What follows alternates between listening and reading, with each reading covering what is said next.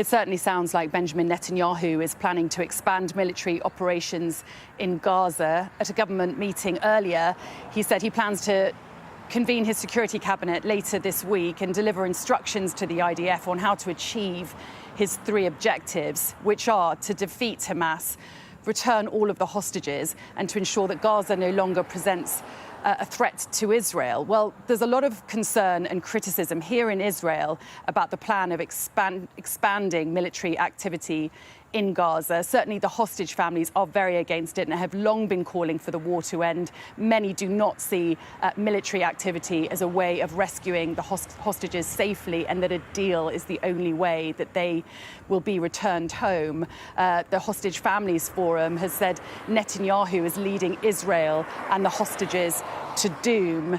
And senior members of the security and military community, former chiefs in the military and intelligence world, have written a letter to Donald Trump calling on the US president to compel Benjamin Netanyahu to end the war. They've said this before, and they've renewed this plea today in this letter, and they've said that they, in their experience, do not believe that Hamas presents a strategic threat to Israel anymore, that chasing senior Hamas operatives can be done later, but that there's no time to wait when it comes to bringing those hostages home. And certainly there's no time to wait when it comes to the desperate humanitarian situation in Gaza either.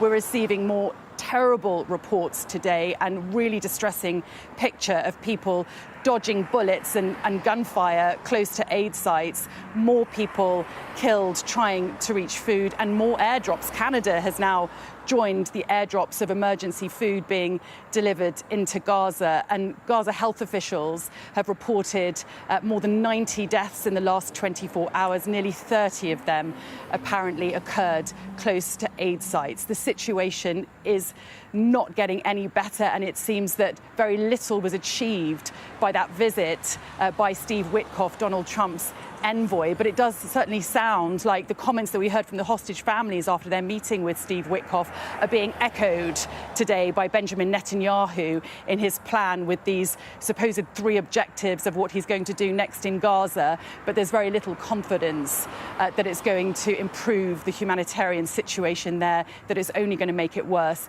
and that it won't bring the hostages home.